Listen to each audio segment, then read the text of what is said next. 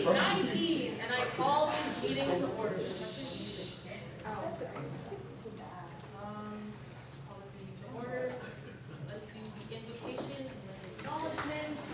Can someone please, as in read this invocation before read it today? May we, the student senate, have the wisdom, patience, and guidance to be responsible representatives. May we be fair in judgments, enlightened in our discussions, and ethical in our actions. Can I get a go Broncos? Go Broncos! Can someone read the acknowledgement? We pause to acknowledge that Santa Clara University sits on the land of the Ohlone and Ohlone people who trace their ancestry through the missions Dolores, Santa Clara, and San Jose. We remember their connection to this region and give thanks for the opportunity to live, work, learn, and pray on their traditional homeland. Let us take a moment of silence to pay respect to their elders and to all Ohlone people of the past and present.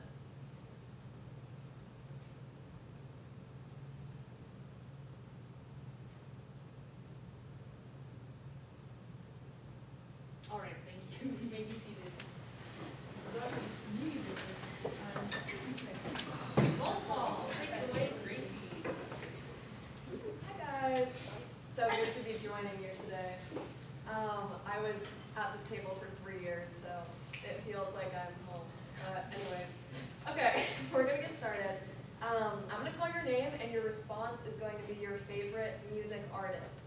No explanation allowed, just, okay. Avishad, Morgan Wallen. And no judgment for music. I hope that's a judgment. There was no judgment, trust. Letty.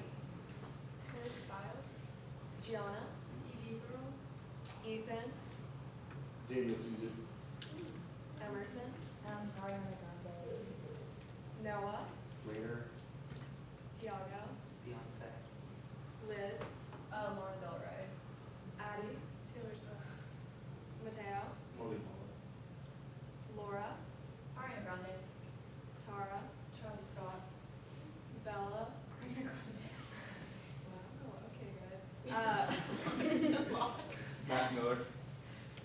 Carmen. Okay. Burke. Grimes. Mercedes. Launch.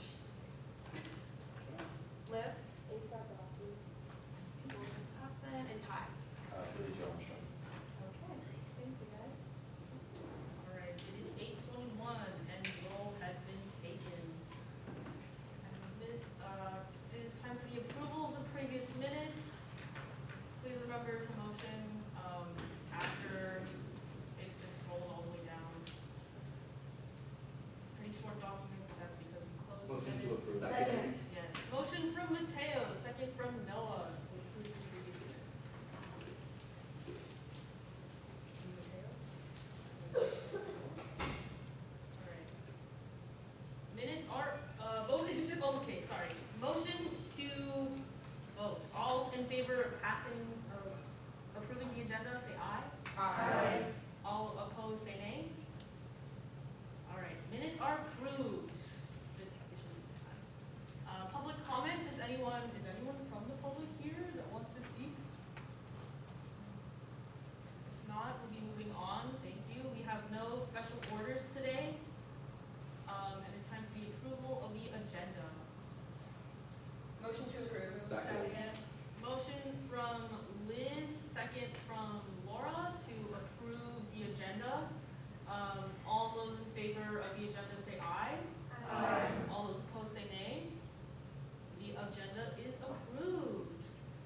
On to the meat of the meeting, old business regarding first resolution of the year, reforming the RLC model and protecting student workers. All right, Ted, take it away, please. I've been getting asked this question a lot, and this applies to all resolutions and all legislation, not just the one that we're speaking about today in the past few weeks. So the question is, what, in a sense, constitutes am I an author? And it's if you helped write, whether in whole or a part of the actual resolution. If you commented, that doesn't necessarily mean you're an author. For example, we've had administrators and faculty comment that when, and I've commented before, I wouldn't be an author, or Jason Munoz or the Wellness Center would never be an author. Or sometimes you have some of your peers from like SCAP or APB or any other organization, the Rainbow Resource Center, they're free to comment, but it doesn't necessarily make them an author because they were just commenting. So that's one thing that you need to think about in terms of whether you want to say you were an author of a resolution or any written legislation. Any questions about that? I just wanted to make sure that everyone was on the same page because I got asked that question a lot over the past week. Okay. All right, Tiago, would you like to present the resolution? Yeah, thank you. Okay, we spent a lot of time going through this document. There's one quick comment that we're going to start on right here on the front page because we added a new sentence and I wanted to make sure that everybody saw it. I'm sure you guys all saw Charlie's email, which of course brought up some good points.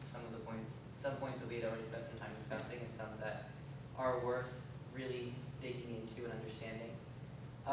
One of the big things that we've been trying to balance, myself and the people who I've been working with as editors on this document, is understanding how to balance the accuracy of everything that it is that we're saying, ensuring that we're not, whitewashing any of what we're trying to say to administration, while also not trying to be as combative, or trying to be less combative so that we can open the door to partnerships with solving situations.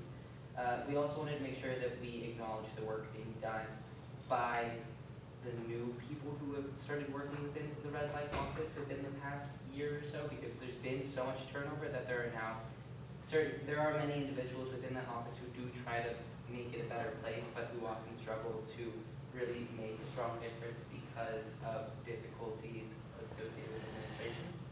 With that, we added a sentence within one of the acknowledgement sections that essentially says, we recognize the efforts of pro staff within Residence Life to meet the needs of student residents and student staff.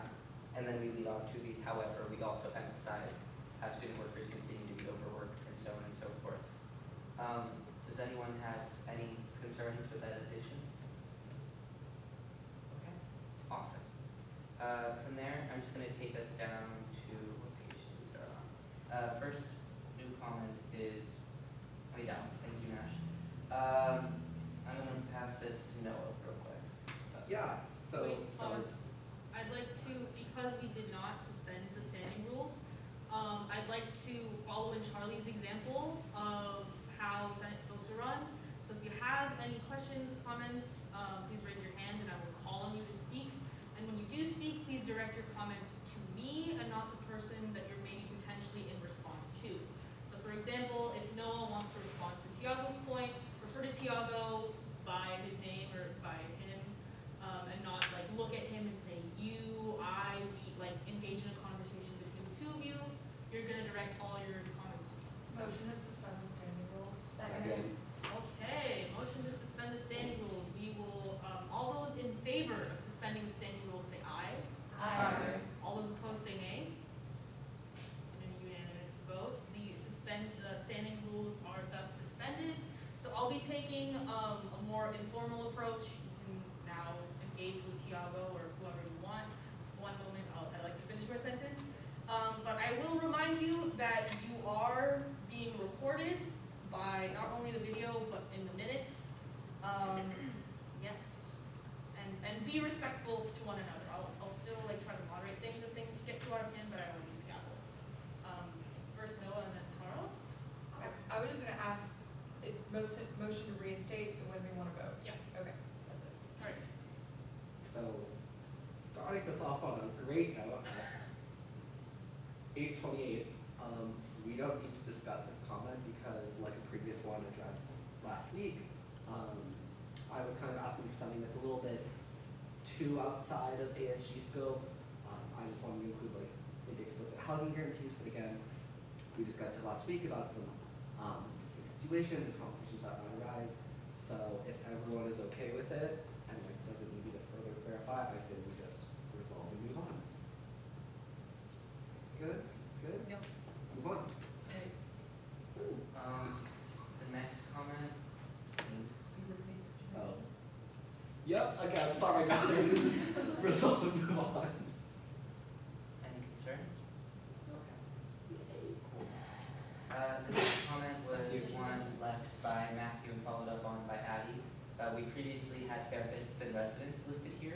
Part of our thinking when we wrote this document was that we wanted the role of therapists and residents to be changed to accommodate this situation, but we had also offered it up as an example.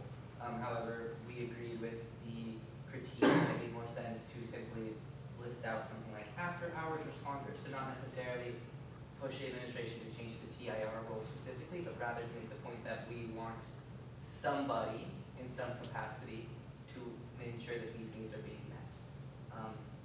Anyone have any problems with that? Awesome. Can I ask really quick, who are the after-hours responders? NA.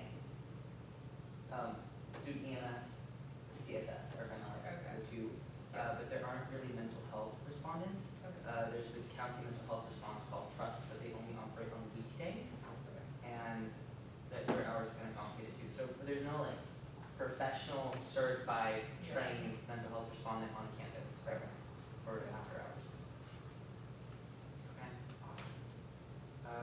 Then the next comment was from Noah. It's another one of those situations, we were talking about building panels to ensure consistency across RLCs. Again, we don't want to limit what administration is doing too much, knowing that we will continue to engage in conversations with them post-resolution to understand the best ways in which to approach building these panels. But yeah, we don't want to box it too much. Any issues? Okay, awesome. The next comment was from Charlie Mateo, talking about this language of academic pledge book, robust linked courses, and always being programming associated with RLCs. Part of the reason why editors and myself didn't feel like this was a problem in here is because these are all things that used to exist and that administrators do know about. These are not fully archaic ideas. There are many members of administration who have been here around, or been on campus working here while these things existed, and there were years of that time existing. The academic pledge book was some kind of book that everybody in RLCs would sign to make some kind of commitment, and it was just community building or whatever. I don't really know the exact details. Administration has already indicated to us that they're also very interested in bringing back the robust linked courses, and so given that they've already put it on the table as well, I'm not very worried about considerations of cost surrounding that specifically, especially since it's more of an organizational circumstance. Any concerns about that? Okay, awesome.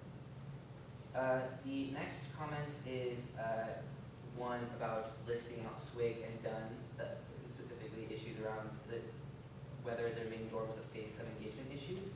The point that we were making in including those names specifically is that they happen to be some of the most social dorms on campus, and that right now much of the programming that exists within those dorms in particular doesn't reflect that situation.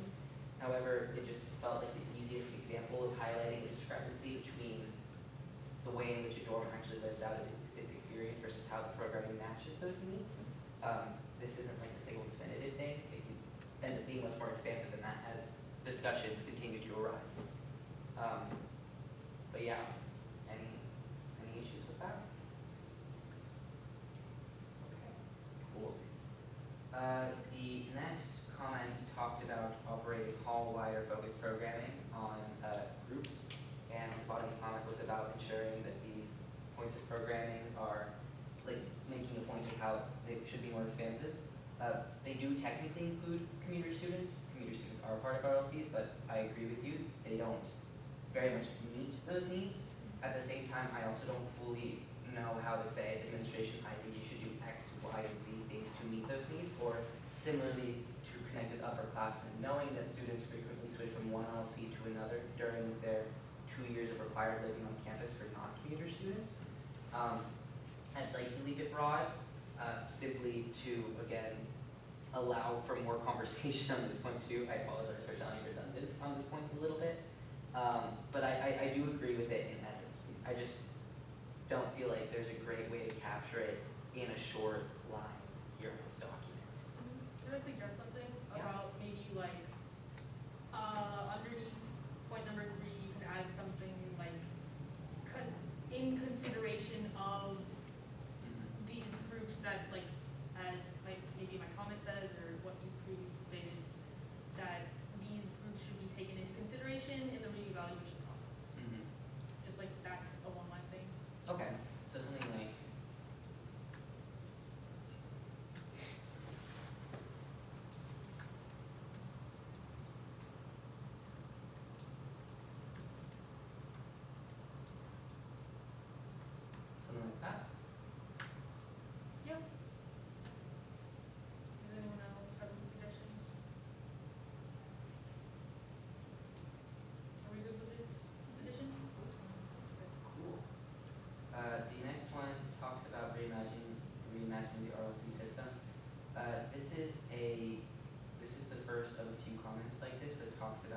whether or not it's worthwhile trying to better the RLC system in the first place, because students might choose their dorm based off of the amenities associated with each dorm, because some buildings are nicer than others.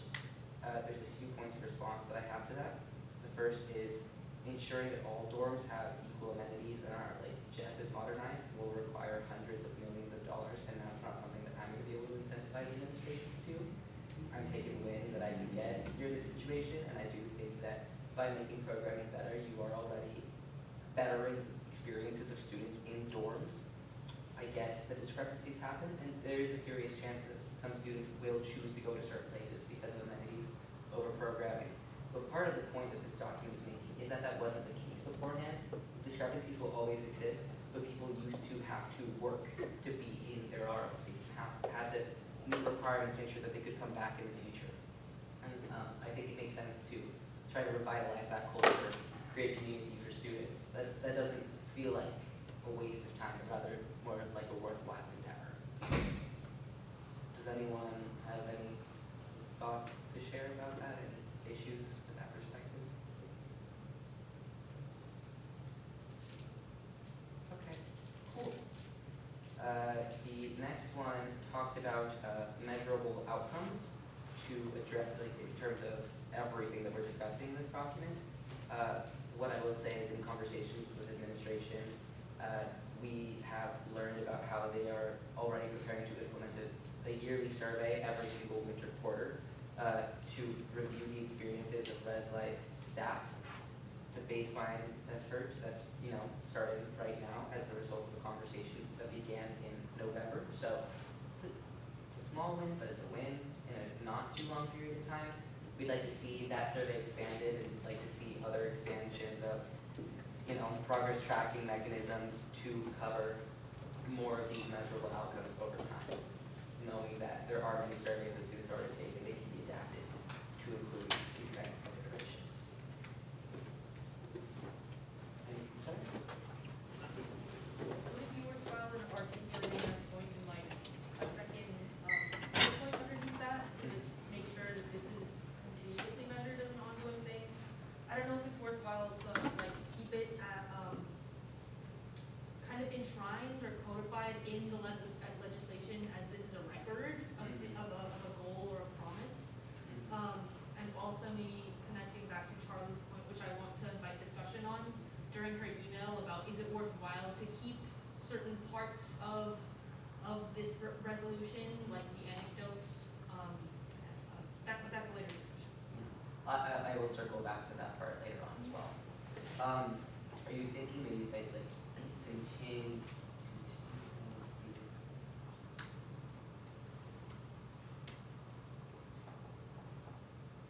that? Yeah, or just maybe like before this, say something like measure, just to expand upon that point, to measure these outcomes or measure the current state of the RLC system, or just receive input about that from a wider range of students, if that's worthwhile. Sorry, I'm not fully understanding what you're saying. So you say like that, like the admin is currently accepting feedback, right? But is that anywhere in this legislation? To like as a goal that they should do, that they should keep doing? Is that there? Because if it's not, then we can like put that into words and like this is what ASG is saying that they should do. The very final recommendation we give at the end is ensuring that there are annual public-facing reports to ensure that there is that sense of Okay. public accountability. And part of my mindset is that to be able to produce such a report, you have to gather information in the first place to then, Okay. face that accountability. I like this change of making sure that it's, continuously measured outcomes, but between those two, I think that it's pretty covered. Okay. No worries. Noah, did you want to say something?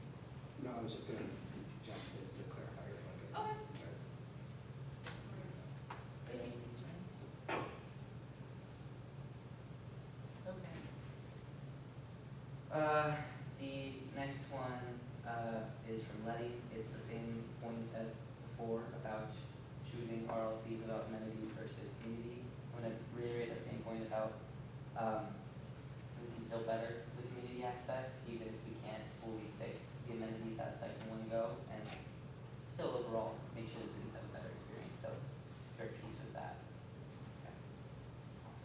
good as well. Okay. The next one was about renaming or rebranding the term SF, and the question was, what would the new rename be? Part of the difficulty that I have as the author of this resolution in providing a name is that there are two very divergent perspectives on what SF should be right now. Many of the SFs who I spoke with see themselves filling much less of a spiritual role and much more of an older sibling role within their dorms. But Father Carnes, the vice president of mission ministry, is, with JST as a college coming back onto the main campus, envisions the role shifting back much more towards a ministerial position as it used to be in the past. I don't think that it's really possible to offer a specific name with associated rebrand right now, knowing that those are two such different roles to occupy. I also don't think that we need to provide a single specific name within this document. But I think the message of renaming it is much more important than saying it has to be X or Y or Z name, if that makes sense for everybody. I think also, like, at the same time, like, even though Santa Clara is a Catholic university and there is a large Catholic population on campus, I think not everyone is, like, Christian or Catholic.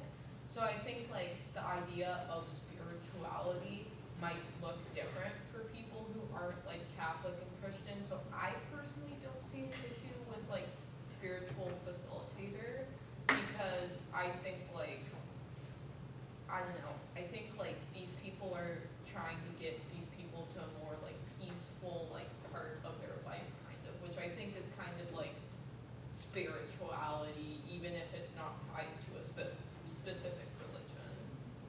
I do want to agree with Liz. I've met with the SF in the Dunn dorm various times, and I don't know if she's just really good at her job or if it's like this is what the SFs do. She's really supportive in both helping you through problems you're currently going through and also backing you up if you have like spirituality can mean a ton of stuff. It doesn't have to mean religion. And she actually talked to me about that on our first meeting. She kind of told me that her role as spirituality facilitator gets looked at a lot as like, oh, I'm going to help you fall into your religion, or I'm going to help you become Christian, because she herself is Christian. I'm Catholic. Like, that had nothing to do with it. She's just, at least she does a really good job of just being more of like, honestly, it shouldn't be spirituality facilitator. It should be more like therapist. They do a really good job at guiding you to a better position in your life, but I don't know how much it has to do with spirituality. And the point that I do want to reemphasize is that this is a recommendation coming from the spiritual facilitators who I spoke with. They believe that their role doesn't really align with that name today, and that it occupies very, very much of a different space. The whole point of rebranding it, but not defining which way the rebrand should go, is simply because the role itself and the capacities associated with it might end up changing in the next year based on the decisions made by the Division of Mission and Ministry. Hence the flexibility, but also the desire to still change the name. Yeah, and to add on, I guess Ted just shared that the position used to be named resident minister. So this position has all continuously been evolving and changing multiple times. I guess, do we need to include that in this legislation? Oh, sorry, I forgot my sister's. I just had a question. So I agree with like your guys' points, because I also think that in talking to different SFs, they haven't really said that it's specifically about faith or anything or whatever spirituality means to different people. I'm wondering if we had rebranded it, or if we do rebrand it to therapists. I was under the impression that there are people actually already deemed therapists, like that is their label for students in RLCs. So then how would that, like, if that butt heads, how would you guys like, deal with that? Why did it say we're rebranding it as therapists? So if that was an idea. I don't know what the rebrand should look like. I don't think it should be therapists, because I think therapists implies someone who has a specific educational experience that prepares them to then meet the specific certain needs of individuals. At the same time, like what Ethan was saying earlier, I think up to a certain point, the word spiritual does cut off access very comfortable with that. At the same time, I'm putting this here because of the recommendation that came from those individuals. I also, at the same time, don't fully think that having a very in-depth discussion about what the exact thing should be is the most pertinent part of this document. Would it be worthwhile to just say reevaluate the SF positions? I guess with all this, with how this is evolving to maybe it becoming obsolete, should it be reevaluated rather than rebranded? That has a negative connotation, I feel like, though. What do you To mean? evaluate. Oh, yeah. I just But, like, but also it's like, it's literally just another therapist. Like, I can't lie, their roles from the therapist in residence is like, it's so close to each other what they do. I guess the therapist in residence is far better qualified, because I think, I don't wanna say something wrong, but the SFs are graduate students, right? Okay, yeah, so they're like people currently learning the process of counseling, but they do such similar things. So like, Savani did use the word like obsolete. It is a little unfortunate, but it is almost like another acting therapist syndrome. I mean, can't we, I feel like we kind of took it off Yahweh's content, I feel like we should just leave this. I wouldn't say vague, but like purposefully open for interpretation. I And also, oh, sorry. I just feel like, I also think like I kind of do like Savani's like suggestion of like potentially like I think it was you that said like the reevaluate, right? I think I do kind of like using that phrase because I think I don't know. I think I see both arguments for keeping it as quote spiritual facilitator and also for changing it to something different, like something that I could see it being changed as is like potentially like a faculty mentor. Because I think like kind of like what you said, like they are kind of like a therapist, but they're not a licensed therapist, so they're kind of like a mentor in that way. So I think potentially just leaving it as like reevaluating will like allow like them to consider whether they actually want to like change it or not. Because I feel like the name itself like isn't the main issue in this document. Yeah, Tiago, if you want to clarify about what they are. So it's not faculty, these are grad students. These are also not therapists. They do not work as therapists. They might help counsel you in situations as an older sibling does, but that is very different from therapy. The reevaluation of the role is already also underway. That's not the consideration. The consideration is how to publicly frame it within a name. I also think it's outside of our capacity to decide what this role should look like exactly.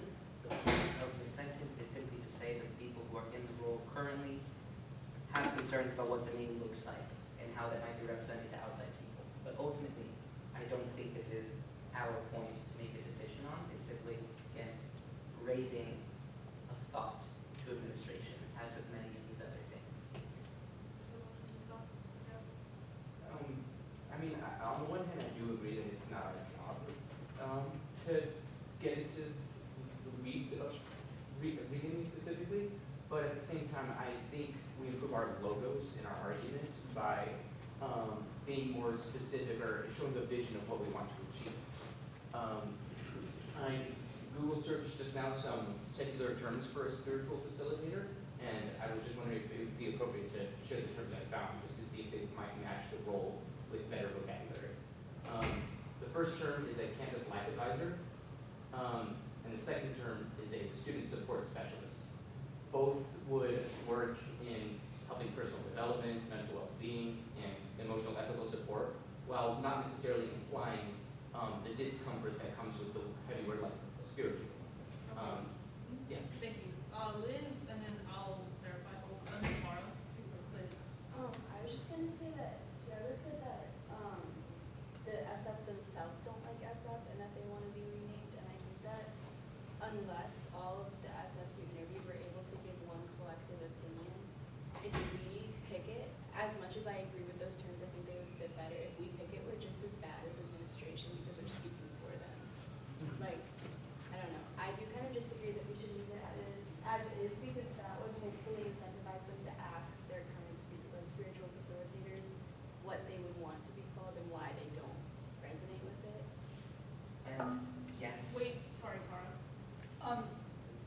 correct me if I'm wrong, but I think the point of this sentence is to give it to administration to talk to the SFs and let them know what the SFs think. It's not our opinion for this, like this is for the SFs. So I think we should just leave it as is, give the power to the SFs, they can rebrand, rename themselves, whatever they want to do. But this sentence is to give that power to the SFs because they're the one that, they are the ones that are facing this. So I think we should just leave it as is. I have a question, sorry. Are you getting at the point that the title is what's wrong, or their job description is what's wrong? Because those are two very different things. Your job description can say what you're doing, and your title could be whatever it is. I'm talking about an title right now. Okay, but then also like, I think just to clarify, you're giving this to administration, so that role, to like Tara's point, you're not, SFs will never get the power to decide what their title is. Administration is going to decide what their role is because it's the university's job. So just think about when you guys are debating this, like, what really is the point of what's going to happen when administration sees this? Because they're going to say rename or rebrand SF to meet current expectations. So then current expectations are probably being met to their standards. So I think either go deeper or figure out what the actual point of this line is. I will also remind everybody, again, that it's a chance that this role does not become like as secular as it's become right now in a year. It may be moved back in a completely different direction. The point that was also raised by the SFs that I spoke with was concerns around the name of the role not matching with what their expectations are currently, and that they are at peace with the expectations associated with the role, not with the name, because the name doesn't reflect those expectations. I really like what Liv and Tara said. I think that it's not my place to decide what this term should be. This instead is a conversation that should include those very individuals offering perspective. Part of the entire point of this document is that administration has historically not been listening to the feedback, perspective, ideas, and considerations of those who work in res life in so many different capacities. It's wrong for us to go and say it should be X, Y, Z name. And the hope with all of this is that it will, after everything that's listed out at the top of everything that they've done wrong, it'll encourage them to start conversations about each one of these points with the individuals who are associated with these things. And again, we're not just sending out this document into the ether and then letting it sit there. I will continue to harass them about this for a long time. So. Okay, I see Mercedes raising her hand, but they Wait, before we, like, going, speaking as your Chief Justice, just a reminder that because you guys suspended Senate rules, ergo Senate rules don't apply, raising hands and stuff, like being called on, that's all out the window. You guys can just talk over each other and keep that conversation in a more fluid way than it would be with the Senate rule. Like, this is more so like, when you suspended, it's just like senators talking about something, not necessarily within Robert's Rules of Order. So you guys are allowed to like interrupt each other. Be like, please like don't do it a lot. But like you're allowed to interrupt each other, speak over each other, ask clarifying questions in the moment, but you do not need to raise your hands. So, Yeah. Thank you guys for being respectful though. Yeah. It's the whole point of like, Duly noted. not the whole point, but like a perk that one might say of suspending Senate rules is the conversation is not as infrastructured, so you guys don't have to motion to say something, you can just say it. So in an ideal world, it could be a faster, more efficient conversation, but that's just something to talk. Also, Thank you. I think personally, when it comes to this, I think right now, it sounds like Tiago is going to be continuing, if this hypothetically were to pass, that Tiago would be like continuing this after the resolution is passed. I would say probably for now, I think it's kind of, I think for now, leaving it as is okay. I think like in the future, if like administration wants to get the help of like ASG, maybe specifically like the housing task force to like find new names for this position or like work with the spiritual facilitators to like create a new name, then that can come afterwards. But I think for now, like just leaving it as is. Would it be It's all right. worthwhile to reflect kind of what sounds like consensus amongst us is maybe say something about collaborate, encouraging them to collaborate with the SFs to rename or rebrand the name SF, so that, you know, we're just encouraging them to give more power to them. I feel like that's a good idea. And that's I like, agree. just say rename or rebrand SF to meet the current expectations of those in the position. So we're not only specifying the renaming and rebranding of it, but that it should also be done by the people in the position. Y'all good with that? Yeah. Great, move on. Thank you guys for adapting. Next comment is about revitalizing RLC culture. The metrics of success associated with doing so are all of these solutions.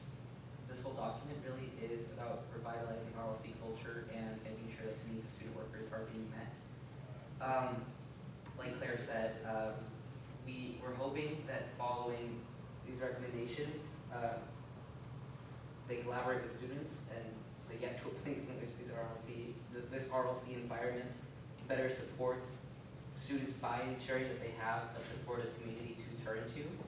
And so what really matters at this point is whether or not these RLC themes that are associated with RLC cultures are, again, reflective of what students are actually doing. Like that discussion earlier about SWIG and DUN and making sure that the programming is associated, the themes too. That was confusing, sorry. But any issues with that one? Okay, cool. And then from there we go to a section here that had not been phrased really well earlier. And so I edited the phrasing to be that being in the res life system is not only critical to SU student experience, but also impacts employees who make SU feel like home for students. And so the point is that students are impacted and employees are also impacted, and when employees are impacted, the experience of students are doubly impacted because those employees are so critical to making this campus be a home and be a comforting space for everybody. So if everyone's good with that adjusted phrasing. Awesome. And then the final comment that is here on the document talked about highlighting these stories and issues and ensuring that administration actually reads through this whole document.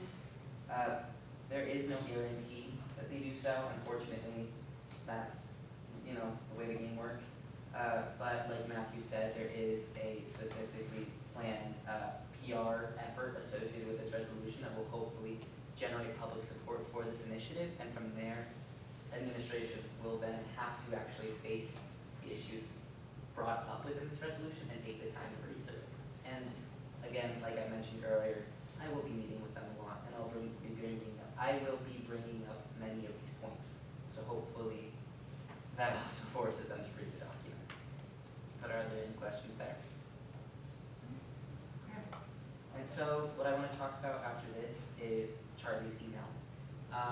There were the primary consideration about format in the resolution was associated with personal anecdotes, a discussion of whether or not the resolution would lose its strength without these stories that are featured within the document, how administration might receive the stories, and whether the stories are associated with, quote, sticking it to them as a form of evidence, or if it's genuine evidence that highlights the actual problem.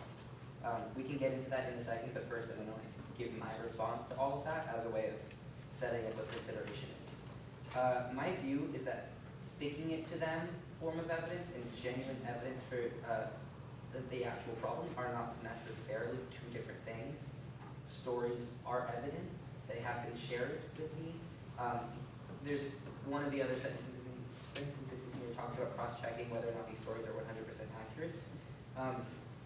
Every single story that we do include in this document comes directly from the person who lived that experience. There's no he said, she said stuff going on in the document, and we made sure to only include pieces that I knew the individuals could directly attest to. Another point of consideration is that if they're saying that they felt like something happened, even if administration had some kind of other explanation for it, the stories that are featured in this document specifically are so egregious in behavior that there is still a problem that exists, right? It might be that there are certain things that administration can't reveal about one situation or is limited to act in certain ways in another situation. But these problems also highlight that there is still a necessity, that there is still a need for change in some way, shape, or form to make sure that all of the individuals who work within Res Life are having their needs met or are being taken care of in different ways. I also think that one of the really critical points is that these issues, I'm going to drink a little bit of water, give me 2 seconds. All of these issues, or nearly all of them, have already been discussed with administration. I could go list out every single major administrator on campus, and I spoke with someone who has spoken with each one of those individuals. I can talk about all the reporting mechanisms on campus, and I have spoken with individuals who have reported through each and every single one of those mechanisms. And they've been doing so for at least the past 5 years. Clearly, that hasn't really done anything. There's a lot of words, a lot of listed out specific bullet point problems, a lot of bullet point solutions. But my belief is that by including stories, there's a specific emotional turn to everything that's happening. It's much easier to connect with individuals when you hear of a specific experience than just saying, oh, X, Y, and Z is wrong. And these stories really do powerfully support everything else that's described in this document by making clear how negatively impactful so much of what we discuss within the resolution really is on the individuals who work within Res Life. One of the things that we did want to do as an edit within the document is just make clear what these stories are. While anecdotal evidence was an accurate term, we did want to ensure that it was ensure that we weren't just throwing out random words on a document, and so we changed the language to Res Life staff experience includes. And we also make very clear in a few different points in the document that these are all things that have been reported reported and expressed to me during interviews by specific individuals as a way of making clear that we aren't just pulling this out of thin air, but really getting this from the experiences of specific individuals. Jess said a lot. If anyone has any thoughts, any concerns about that, any contrary perspectives, I really appreciate hearing, because I know that this is a big part of the document. I just want to say that the reason why I think this legislation is so strong is because of the stories. It's like you did a lot of work collecting these stories, and I don't see why these people would have a reason to lie about such crazy things. I think that emotional factor is kind of needed, to be honest, because like you just said, it's just oh, this, and this is wrong. There's no why, or there's no well, it's actually not wrong. It's oh, actually we have evidence that it is. Yes. So I just think it's one of the most important parts of the document, and I have no issue with them at all. The other thing I really want to say is that the stories that we did include are not all of the stories that we got. I will say there were much crazier things told to me that aren't in this document, primarily because of concerns about those individuals being identified, but also because I wanted to make sure that every single story that was being included came directly from the person that I spoke with. And so they'll understand that from an outsider's perspective, it might at times be difficult to believe some of the things that are being said in this document. I'm not going to go more into details because the Senate is open, though I don't think we need to close it because I also don't want to share these details specifically anyway. I will just hardly emphasize the point that there was much worse, and even this is still tame compared to some of the things that I heard about. So, just to clarify, because I'm low-key new here, what, do they know, I know you said you've met with everyone, do they know this document's being specifically written, or do they think you're just kind of meeting with them and discussing them, or is this gonna come out and are they expecting it, So every single individual who's still on campus, I've spoken with them about their specific stories being included in this. Okay. And I also did make a point in all of the discussions that I've had with every single one of these individuals that it would most likely end up resulting in legislation. Yeah. However, the individuals whose stories are included in this document who do happen to be around, which is a minority because again, considerations about identity. Wait, admin-wise though, does Jeannie know this letter is being written? She has already seen this document. Okay, yeah, with have also seen the very specific language that we use within these sections to make sure that they are also very supportive of what it is that I'm saying about their specific lived experiences. But like admin won't be shocked when this, I guess like my only concern with this, Charlie was saying is if they would maybe shut the door to you, having like further conversations, but like do you think you're at a spot with them where they're like willing to accept it and like continue to have productive conversation with you? I mean, there's always stuff that might happen, Well, right? yeah, like your best guess. Yeah, I don't think it will shut the door. Many of these stories have already been reported through different mechanisms. There is documentation that exists about them in various different places. The point of this more is to collect it all in one place and present it. But some of the higher level administrators have already seen some of these stories before, so this is not entirely new information. No, I just think like your problem goes back to last week's discussion. I think we put some measures on this side of the table, I believe, about like, are we afraid about admin's view of this stuff? What? Okay, not important. About like, how does admin react to seeing this and like, does this shut down future discussion? Like, again, I think that goes back to like our whole point. Like Tiago's is that like it is here as a record. It's also not really new information. Like I can't see how Jeannie has gone her entire career like not knowing even some of these issues. Like I feel like it's No, I agree. I don't have an issue with the, I think the letter is really good. I was just worried that maybe that blindsiding them with, I do think that our tone comes off a little more aggressive than like passive, which I think is fine, but I was just wondering if that was gonna be cause them to shut the door, but it doesn't sound like it will. Many of the key division leaders, we've already had intro conversations with, and I've given some examples of stories. There are some heavier stories in this document that weren't brought up in those very first conversations. But they already know that I have both like listed problems, listed solutions, and specific stories that were told to me, and they also know about the number of interviews that I did. Okay. They kind of keep us with. Sort of side question. How do you plan on like delivering this resolution and the evidence? Charlie, the ask is for Charlie to email it tomorrow morning. To who specifically? The people on the list? To the specific list at the top, yeah. And so their emails are listed in the comment there already. And what's like the expected, because I know there was like a supplemental project to push into the student body. Is this being, was it? Is there? No, there's Okay. not legislatively.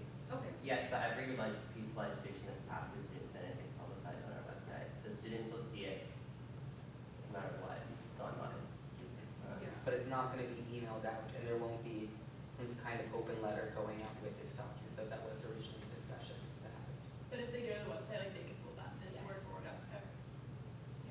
I guess devil's advocate here, point to discuss, is it worthwhile maybe like taking some of these anecdotes out and maybe transferring it to the evidence document? no, keep them all. I No? don't think it We makes, did that, no?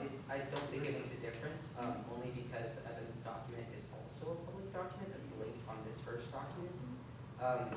Again, I've already gone through and filtered the anecdotes that my editors and myself were most concerned about in terms of identification or personal details and so forth. Everything else that's in here either it involves someone who is long gone, was more of a general thing that's reported by many people, like talking about workplace culture, the usage of explicits, and people being exhausted by working in RLCs, or people, again, have spoken to me and have said that they want these things to be included within the resolution. I'm gonna jump in really quick. This is not specifically in regards to the resolution, or the, sorry, the anecdotes, but going off of what Liv and Noah were saying, I do think it's just worth speaking about how can we create the maximum impact with this document. And I understand that, we have something really powerful here, and that is extremely positive. But I think what Charlie was sort of getting at is consider how can, when admin receive it, how are they perceiving it, and how does that impact the way that they think about their work with us? That's all I would say. I mean, in my head, it's like they're being handed on a plate stuff that has happened under their watch, and it's like, if they can't handle that, then what are you doing? You know what I mean? Like, these are real life things that happen to people, and I'm afraid it's kind of like tough love on our part. So it's like, this happened, and you need to deal with it. It's like, it's kind of necessary for you to deal with it. Like, you are administrator on a college campus, and this stuff has happened under your watch. It's unfortunate, none of us want that to happen, but it's kind of just like giving, like, just telling them how it is, and I just think that would make more of an impact, because it's being realistic, it's being upfront, and from my experience, just as a person, I feel like being like that provides a lot of results. And like Tiago said, like, these are all reports, these are all like things that can prove have happened, and I don't know, that's just the way I see it. It's kind of like, if they're gonna get offended, it's like, well, like, why? Like, this happened. Like, you weren't offended when it happened to the person. Why are you offended now? I don't know. So that's how I see it. I agree. I also think that without having the anecdotes, and it's kind of just a vague list of complaints that you can't really pinpoint, like, well, what's the problem, what's actually happening? Like, I feel like without those, I would kind of come away from this, like, what happened though, that like you guys are complaining about. So I think if anything, if the concern is about coming across too aggressive, that the language outside of those should change. I think the anecdotes are really important to keep here. I would also like to echo that I think that like in our past conversations, I just think we shouldn't be worried about like wholeheartedly how administration is gonna respond. I agree with Tara that like if they can't take it, they can't take it. As people here, elected or appointed, we have a job to advocate for students, and if these are their experiences, it's not right to silence them. And also we shouldn't prioritize administration's sole opinion. We should definitely start advocating for the students first. So I don't see why it would be a problem to leave any of this in at all. I have, like, I guess it's for Tiago, but like, what's your like if Charlie sends this out tomorrow morning at 9 a.m., what's your like expected response, and like what's your response that you hope for from admin? Like, do you want them all to sit down with you and like have a meeting one-on-one, or like what's like the initial steps that you're looking for? So those meetings are already happening. The Yeah. reason why I'm going for a resolution is because I'm trying to encapsulate all of these issues on a single document that, one, can be used in the future as a point of reference to then say, hey, you haven't done X, Y, Z things, but also two, by having a document that is voted on by the student government, our weight as a collective and also the weight of the individuals that we represent is thrown behind this document as well, which makes it that much more powerful when engaging with administration, making clear that this is something that matters to all of us, as opposed to, me and one or two other people who are just going to meeting them. Yeah. For the sake of voting on this document, if we're ready to vote on it now, motion to reinstate the standing, or, I'd like yeah. to keep discussion going a little bit longer, because there's a few other points that I want to make sure that we get first. Motion? Motion to what? She finished her motion, right? No, there was. She's on a motion, you can motion. I feel like we haven't. I don't think Tiago has addressed all of Charlie's points, and I would like to hear what other ones he's had. And I do agree also, like, to your point is, like, I think all of us, like, technically, if we're reviewing state rules, like, I think all of us, it would pass. Some people might say no. I think the majority are gonna say yes. But I just feel like for the sake of this, like, Tiago, what other points do you want to make? Yeah. Honestly, the last thing was to open the floor and say, does anyone else have any points of consideration that they want to bring up in relation to this document?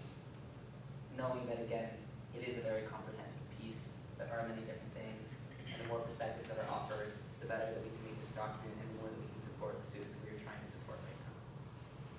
and please try and be specific and not repetitive. Guys, I think that goes without saying.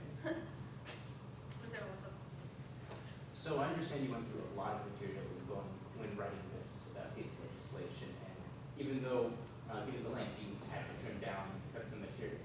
is there any stuff that you wish you, okay, I don't know if saying you wish you had is the right word, but that you would like to revisit in a future document that, or a future piece of legislation that couldn't fit here?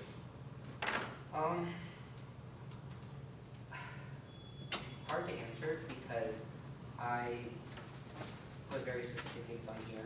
But there's an evidence document that's also 11 pages, and then I put everything I wanted on there. Because the resolution is also linked to this document, so everything else is there. If it were on here, this document would be 23 pages. So I did already do that in a way, but also in a sneaky way where it's still included with this as well. And hopefully Charlie will also send that out in the email as part of the situation along with this resolution. The reason why I've put everything that I've put here is because generally I am addressing res life as a concept in the office and the supervision associated with it, and also, but at the same time, there's so much here because every single division on this campus plays some kind of role within res life, because living is so critical to the American college experience.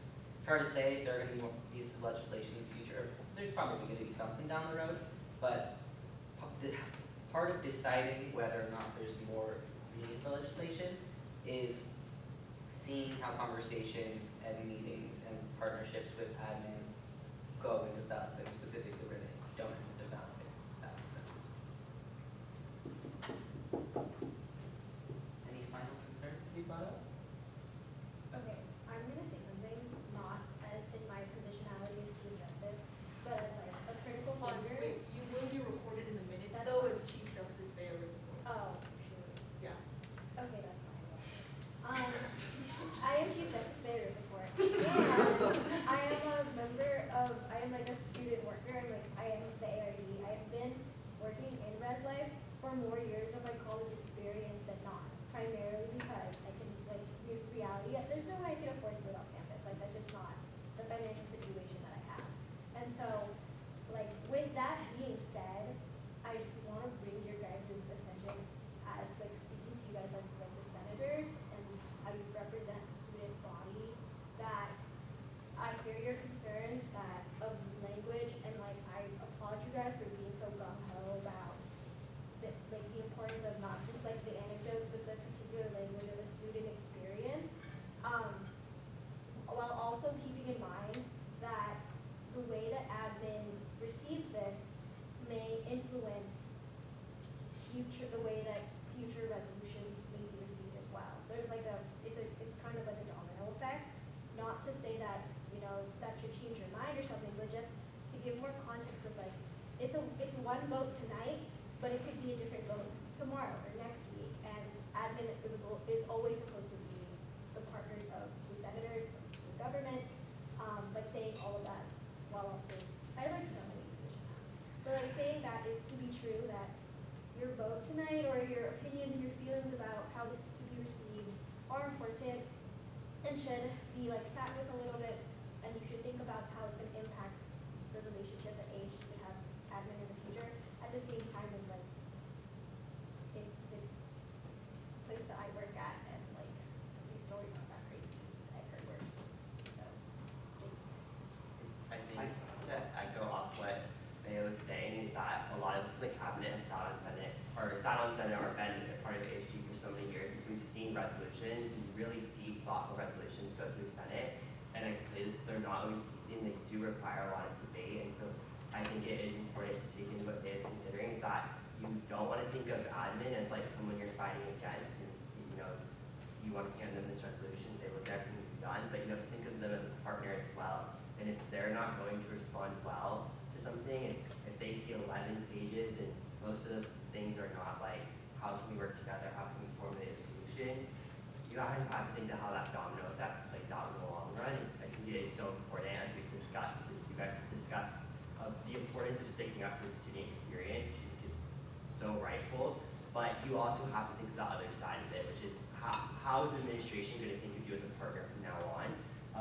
They don't have to take a meeting with you. I think that's so critical to remember, is I think a lot of you guys think that, you know, you go up to a Jeannie or someone in admin and you say, I'm a student senator, and meet with me, and they don't have to meet with you. You know, they can remember your name, they can remember what piece of legislation you all voted on, your voting records are all public. So I just think it's important to take thought in this process. Like, not every resolution has to take the normal 2 weeks to go through a student senate. And so just really take time to think about like who you advocate for as a student and who you're able to partner with as a student senator as well, because you have a lot of power sitting at that table. I guess, Bayer, sorry, I'm your camera. My question for you would be, do you think we've gotten to a point where it's more important that this resolution is passed because people working within Res Life are being harmed, and that it should matter a little bit less the precise language because it's so necessary to get out? Or do you think it's something that would be better served with, like, I know you've been talking to a lot of admin, but do you think continuing on with that plan would serve better? I guess, because I feel, and maybe I don't speak for everyone who's in it, I feel confused, because I feel like I don't really know what piece of advice you're trying to give. That's super fair. I would say, okay, so food for, like, all of this is food for thought, of course, because we're not in, but I would say, I also don't speak for all of the people who work under these conditions. Some of them have had great times, right, to keep returning. There was a period of time where I loved my job, and I kind of still love part of it. It's like kind of part of why I'm still there. But just within your positionality. Yeah, within my positionality, I think that you guys, as senators, have come to a point in your debate where you guys seem to be pretty decided, and so I think in your positionality with representing students, yes, you should. From my positionality, all I can hope is that my student senators, my senators who represent me, take the time and care to vote on legislation that could impact me. I think that as to whether or not like it should be an or question of like, is it this or is it conversations with admin? I think realistically this is a long, very well thought out, like it's long and we're asking for a lot of things to change. And as we know, as we all know, as we've seen in life, you know, progress never comes in strides, and most times it comes in baby steps or even like we'll walk backwards a little bit. So I think it shouldn't be a question of this or conversations with admin. I'm much more in favor, speaking as like, you know, in my positionality as a Res Life worker, it should be a competition of and. It shouldn't be this and continue conversations with admin. I don't think it should be or. I think that's the whole point of like Tiago's project. Like, this doesn't go out into the ether. Is this and that, like, so that and aspect already exists. I guess to your Matthew's point about like not burning bridges with admin, I think like because this is an and, it's legislation and continued conversations. I feel like the pointed, targeted language accurately represents the student experience, but like these conversations are a reflection of the collaboration between ASG and admin. And so like while the language may be harsh and might be perceived as alienating, I don't think they're gonna like care too much about the resolution.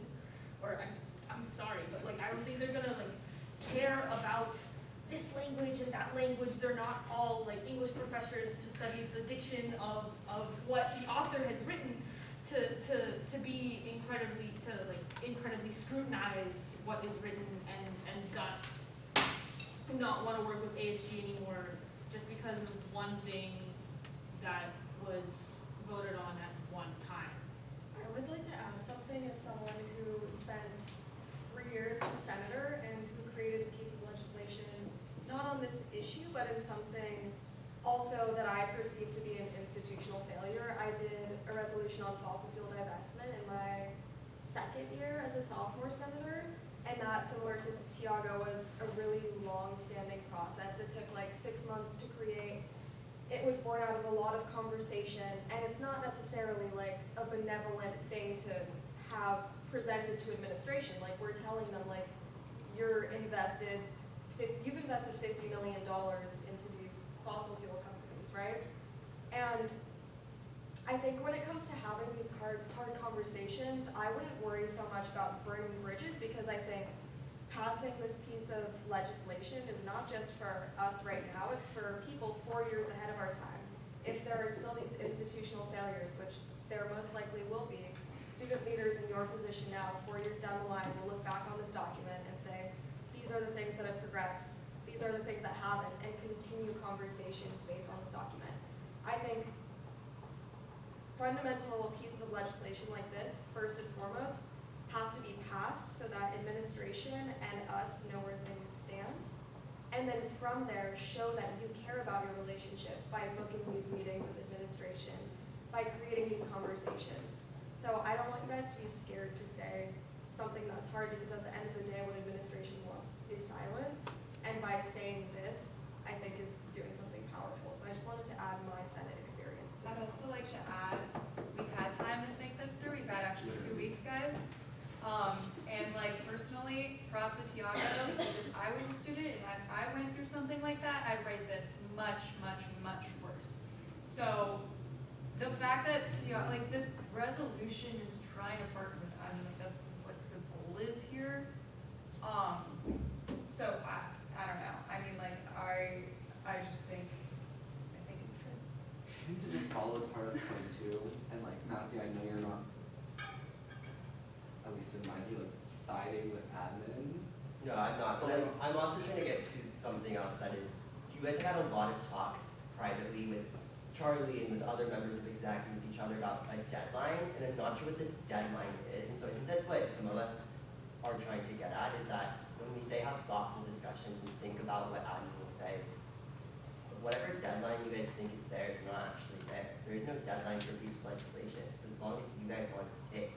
So if you guys want to say tonight, this resolution is finished, then that is great, and all of ASU supports you. But if for some reason in some of your minds you think there is this deadline to get it done today, or else there's something wrong, there is no deadline. I hear you. Wait, actually, hold on. Can I get like a poll? Has anyone else like brought up like a deadline? Because also to like open up Charlie's email, and I was mentioning Stop Shop, like I had a conversation with Charlie Wednesday, and oddly, most of that email reflected my conversation with Charlie. Like pretty much all the topics. Guys, pause. Just want to remind you guys, you are being recorded. You are in the video and in the minutes. So if you want, if you have something that you sensitive to share, No, there's no private sensitivity. to share. Okay. No need. I just wanted to remind you guys because you have the upload to close session. Like, there was a conversation I had with Dylan too, because he gave me like the Santa Clara's opinions on this legislation. He endorsed it, he supports it. I didn't think there was a deadline. Did anyone else, I guess, think there was a deadline? Because to echo Tara's point, like, we have had plenty of time to talk about this. Everyone has read the legislation, as they should have. And like, plus, also, Matthew, to your point of like, and I know we discussed it, I don't want to like keep beating the dead horse, but like, these are nothing new. Like, as far as I'm seeing it, like, maybe someone can correct it and be like, well, this point is, like, all these problems have occurred under admin itself. And I feel like we are creating a discussion by also offering potential solutions at the very bottom. So I also don't really like Charlie's email asking about like approaching it nicely. And I know like Bea and Matthew, you guys are like coming up with well intentions to ensure that like we're debating properly to think this through about like our relationship with admin, keeping this a discussion, but it does like feel like you're defending admin in a way, which is like not what you're doing. I think it's more it's important to keep a positive relationship with admin, because if we have a retaliatory or combatant one, not as much gets done. So I think they're just kind of reiterating that it's important to have compassionate discussion. I don't think anyone's saying that like this is bad, or like, you know, we need to be super worried about admin. Like, they're adults. We all know that. They've all worked with them. I think it's just important to, because this is a big resolution, it's heavy, so I think it's just, they're just saying it's important to have a discussion. Sorry, not to speak for you, but that's my personal opinion. I think for me, I'm gonna do, I think all those things I try to uphold the values-based G, and we're just trying to remind you, the pivotal goals that every resolution is trying to hit. And sometimes it is just good to have like a reminder before you go into it though. It's not saying to entirely change what you're doing, it's just reminding you of, you know, what your goal is as a student senator and the power you have as a senator to vote for your constituents. I'm also gonna say, I have 2 points. First off, I did hear reference that there was a Santa Clara newspaper article going out yesterday after Senate was ended. I don't know, last week, after Senate was ended. So for me, like, no offense to, I don't know his name, Dylan, I think, no offense, but like, that doesn't really affect me if he has to push it back a week, like, I don't care. But for, like, no like that, I don't know if other people heard that or it was like a little whisper in the wind, but that was the reference to me that made it seem like a deadline. I also think, like, echoing Matthew's point, like, unfortunately, as fun as it is to work against people and to call them out, and I don't think that's what you're necessarily arguing, but I think we're kind of like circling that point that like working against, it's a really, really delicate balance, and I think throughout my life and I think everyone's life, like you will all realize and learn, granted I'm 19, so, but like I think that like in my 19 years I've really learned that like working against my coaches never pays off for me, whereas like meeting them head on and having these like, I'm gonna let them feel like they're taking a step, and then I'm also gonna take a step, and then take a step to the side as well, if that makes sense. Like, it is so much of an optics game, and yes, they're adults, and yes, we want them to handle it like we think we would handle it, but realistically, if I was called out in this position, and I felt like my job was at stake, like my livelihood was at stake, because in some ways I think this is how this resolution could be taken, because I want to protect myself and I want to put food on the table for my family, would take it personally and might not act in the way that I would hope I would act. Because this has bigger implications than just like, oh, well, they might be a little butthurt. But what if they lose their job? Like, I know that it's their fault because they let it happen or whatever, but like, I feel like we have to think about that as well, because there are like, I don't know, like real impacts for both sides. But I feel like, yeah. Centralize the conversation real quick. I'll start with the final point of consideration first. That was, to an extent, one of the points of concern that I had. Very much linked to it was that certain members of administration might try to scapegoat other individuals and then dismiss the problem by firing people and calling it a day. I don't think that's very easy to do in this document because it makes the point that this issue is so systemic and that so many people are culpable for the issues that are raised in here. I also understand this discussion about whether or not it's combative. I think there is a certain point, we do have a certain responsibility to stand up for student workers. We do ultimately represent those individuals, and there have been horrible things that have happened to them in their workspace. They have been mistreated to an egregious level, particularly because, and that has happened because they are particularly vulnerable. They, depend on their job for access to housing frequently, and so that's a big point of consideration. With that whole aspect of being combative, the thing that I'd like to raise in response is that there are 4 entire pages of solutions also raised on this document. Or not, like, I agree if I were just listing out problems and saying, okay, like, y'all suck, and calling it there, that would be incredibly combative. But by having 4 pages of solutions associated with so many of the problems that were raised, I think it already does inherently open up the door for a more deep conversation about how to fix these things.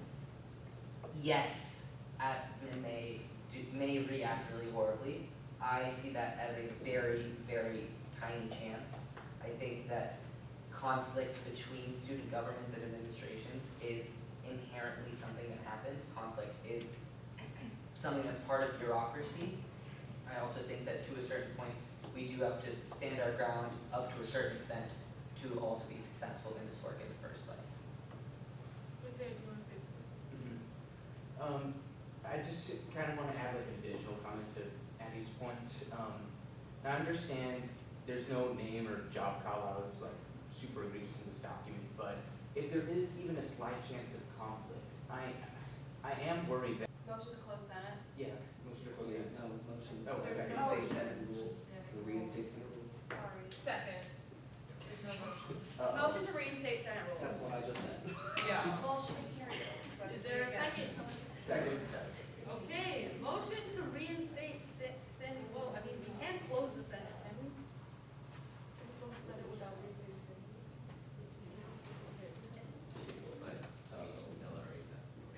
Okay, motion to reinstate the standing rules for Bell Youth Navy. I'll make another shot at this, yeah. And seconded by Mateo to. First is Bella, second is Mateo. Motion to close Senate. We'll vote We have to vote first. Oh,